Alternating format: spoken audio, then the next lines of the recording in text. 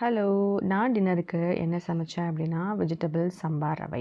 நம்ம நார்மலா உப்புமா பண்ணி சாப்பிட்றதுக்கும், நெறைய வெஜிடபிள்ஸ்லாம் சேர்த்தி, ரவை கொஞ்சம் கம்மியா போட்டு, நல்லா ஹெல்த்தி அண்ட் டேஸ்டியா சாப்பிடும்போது சூப்பரா இருக்கும். ஸோ நான் எப்படி பண்ணேன் அப்படின்னா, பேன்ல வந்து கடுகு, பட்டை, கிராம்பு எல்லாம் சேர்த்ததுக்கப்புறமா, வெங்காயம், பச்சை மிளகா, கருவேப்பிலை, இஞ்சி பூண்டு பேஸ்ட்டு அதெல்லாம் நல்லா வதங்குனதுக்கப்புறமா தக்காளி சேர்த்துக்கிட்டேன். தக்காளி நல்லா வதங்கி வந்தக்கப்புறமா தேவையான வெஜிடபிள்ஸ்லாம் ஆட் பண்ணிக்கிட்டேன்.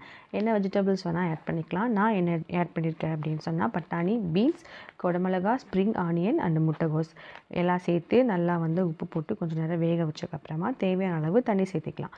நான் வந்து 1 கப் ரவைக்கு 2 கப் தண்ணி சேர்த்துருக்கேன். நல்லா வந்து தண்ணி கொதித்து வந்தக்கப்புறமா நம்ம ரவையை வந்து கொஞ்சம் கொஞ்சமாக போட்டு சிம்மில் வச்சு நல்லா கிளறிட்டே இருந்தோம்னா நல்லா ரவை வந்து வெந்து வரும். அப்போ வந்து நம்ம வந்து இதுக்கு முன்னாடி கூட கொத்தமல்லி தழை ஆட் பண்ணிக்கலாம், பின்னாடி ஆட் பண்ணிக்கலாம். கொத்தமல்லி தழை முன்னாடியே ஆட் பண்ணிட்டோம் அப்படின்னா அது நல்லா வந்து கிளறி வரும்போது எல்லாம் ஈவனாக வரும். ஸோ வந்து நாங்களும் வந்து டின்னரை வந்து சூப்பராக வந்து சாப்பிட்டு முடிச்சாச்சு. ஹஸ்பண்ட் சாப்பிட்டுட்டு ரொம்ப நல்லா இருக்குன்னு சொன்னார். நீங்களும் ட்ரை பண்ணி பாருங்கள். பாய்.